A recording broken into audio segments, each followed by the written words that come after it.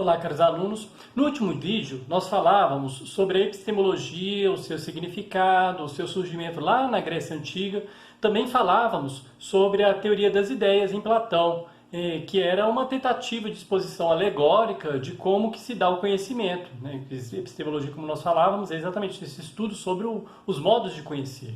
Hoje, de uma maneira bem resumida, nós vamos falar sobre alguns ramos da epistemologia, que seriam eles: o racionalismo, o empirismo e o criticismo. Lógico que existem outros, mas nós vamos focar exatamente nesses três aqui de forma bem resumida.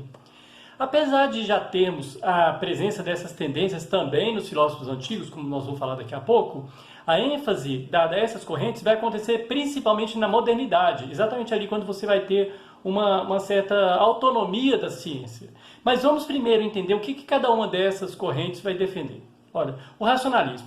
O racionalismo, ele é uma corrente filosófica que vai valorizar e priorizar a razão, como o próprio nome já diz, né? A razão no processo do conhecimento. O que isso significa? Significa que as ideias que, como nós vimos na alegoria da caverna, correspondem à própria realidade, né, conhecida pelo indivíduo, elas têm sua origem sempre na razão humana, né? Daí alguns filósofos, como Descartes, eles empregam constantemente o termo de ideias inatas. O que seriam ideias inatas? Essas ideias se referem àquelas ideias que já nascem com o indivíduo. Só para a gente ilustrar um pouquinho, a gente poderia dizer o seguinte: olha, ninguém ensina uma criança a extensão das coisas, o tamanho das coisas, a quantidade das coisas. Nós ensinamos a nomear a extensão, a nomear a quantidade, mas a quantidade em si não. Desde pequeno nós sabemos que 2 picolés são mais que um picolé. Isso é óbvio, a gente já identifica isso mesmo que ninguém ensine. Que um brinquedo é maior que outro, isso também a gente já consegue identificar. Então essas ideias de extensão, de número, teoricamente elas já estão inatas no ser humano. Assim que ele nasce, ele já nasce com essas ideias. Nesse sentido, nós poderíamos dizer que essas ideias elas já estão em nós desde o nascimento. Para os racionalistas, nós não podemos confiar nos sentidos. Isso é importantíssimo, gente. O racionalista, ele não confia no sentido, ele desconfia. Porque os sentidos, eles sempre podem nos enganar, nos induzir ao engano e ao erro. Por exemplo, eu escuto um barulho vindo lá da rua. E aí eu falo para o meu amigo: olha, parece que um pneu estourou. Aí ele me retruca dizendo: não, foi um disparo de arma de fogo, alguém lá fora deu um tiro. Outro poderia dizer: não, alguém que estava soltando fogos de artifício, teve comemoração do time aí, uma vitória de um time. E no final das contas nós vamos lá olhar no local e a gente verifica que tem uma embalagem vazia, toda amassada na rua. E a gente vai e deduz, fala: é porque no final das contas um carro passou em cima de uma embalagem e deu aquele estouro e a caixinha estourou, fazendo aquele barulho que parecia um estampido ou de tiro ou de fogos de artifício, etc. Ou seja, a experiência do som, ela nos enganou e não nos trouxe o conhecimento imediato da realidade. Aí alguém poderia dizer: professor, mas não foi a experiência da visão que fez com que eu descobrisse o que aconteceu? Não foi exatamente na hora que eu fui lá, que eu verifiquei, que eu olhei? Mas o problema, gente, estaria exatamente saber em como que eu poderia confiar nos sentidos e quando eles estariam realmente me trazendo a realidade ou me enganando. Esse que é o problema. Resumindo então, o racionalista, ele acredita que é a razão que é a origem do conhecimento. E para o racionalista existe uma desconfiança dos conhecimentos que são obtidos pelos sentidos. E o racionalista sempre vai admitir a existência de ideias inatas. Esses são alguns pontos importantes do racionalismo. Na modernidade, os grandes expoentes do racionalismo foram Descartes, Leibniz, Spinoza, mas, como eu falei, nós poderíamos também incluir alguns filósofos mais antigos nessa corrente, como Platão, na Grécia Antiga, e Santo Agostinho, na Idade Média. Existem vários outros, mas aqui lógico que a gente tem que tomar um cuidado com esses reducionismos na filosofia, com esse rótulo também, essa rotulação na filosofia é muito complicada, né? Mas a gente poderia incluir as tendências racionalistas em vários filósofos. Já o empirismo, ele vai defender exatamente o contrário do racionalismo. O que ele vai defender? O empirista, para ele, a base do conhecimento é a experiência. Então, nesse sentido, as ideias, o conhecimento e a própria razão são produtos de experiências sensíveis, que vêm do contato do ser humano com o mundo. Então, eu não tenho ideia de nada, eu não nasço com nenhuma ideia. As ideias, elas me vêm através da experiência.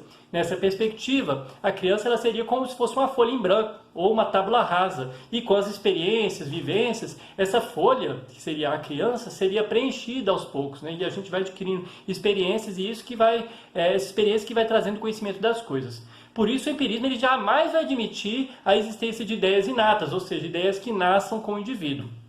A gente tem John Locke, David Hume, Thomas Hobbes, Francis Bacon, George Berkeley, que como membros dessa corrente filosófica na modernidade, e vários outros, principalmente por causa desse ímpeto da ciência, desse ímpeto científico da experiência, né? Mas antes deles, alguns filósofos também defendiam que o conhecimento provém dos sentidos. A gente poderia citar aqui o Aristóteles na Grécia Antiga, o Santo Tomás de Aquino na Idade Média e vários outros.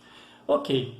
Aí nós falei de duas correntes, né? O empirismo e o racionalismo. Mas alguém poderia questionar, professor, mas a gente não poderia ter aí um meio termo? Olha, admitir que o conhecimento ele não vem só da experiência ou que ele vem só da razão, eu não poderia ter um meio termo entre os dois? Que o conhecimento venha tanto da experiência quanto da razão? A resposta é que sim, que houve um filósofo chamado Immanuel Kant que tentou fazer exatamente isso, porque ele mostrou que tanto o empirismo quanto o racionalismo eles seriam insuficientes para explicar a maneira como o conhecimento ocorre.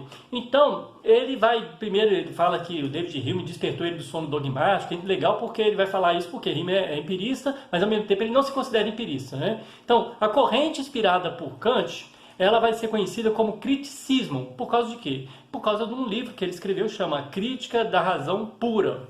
E nesse livro, Kant ele vai mostrar os limites da razão. A razão ela pode ir até certo ponto. E ele vai defender algumas coisas. Por exemplo, que o ser humano ele possui estruturas que antecedem o conhecimento e filtram a realidade. Essas estruturas ele vai chamar de formas puras da sensibilidade e categorias a priori do entendimento. A priori por quê? Porque anteriores à experiência. E formas puras da sensibilidade exatamente, porque elas são puras, você ainda não tem a experiência ainda. Nesse sentido, o conhecimento dependeria tanto da experiência, do empirismo, quanto da racionalidade humana, que seria o racionalismo, por causa exatamente isso, como se você tivesse um pressuposto para que o conhecimento ocorra. Porque o ser humano, em tese, conhece o mundo pela experiência, mas sempre a partir das categorias do seu entendimento. Então é como se eu tivesse um terreno e eu vou construir a casa. Esse terreno seria, então, as formas puras da sensibilidade e as categorias a priori do entendimento. Seria esse terreno sobre o qual a casa do conhecimento vai ser levantada. Basicamente, essa é que é a ideia do criticismo, né? E ele vai mostrar limites, né? A razão, ela pode até aqui, daqui para lá não pode. Ele fala, inclusive, que Deus, imortalidade, essas questões para a razão humana, elas não podem ser respondidas, porque são questões que ultrapassam o limite da razão. Então, existem diversas críticas, tanto em relação ao empirismo, quanto em relação ao racionalismo, o criticismo, mas, como eu disse no início desse vídeo, né, o objetivo desses vídeos é apenas expor de uma maneira bem resumida o que cada conceito traz, né, e nesse caso aqui, o que cada um dessas correntes defende.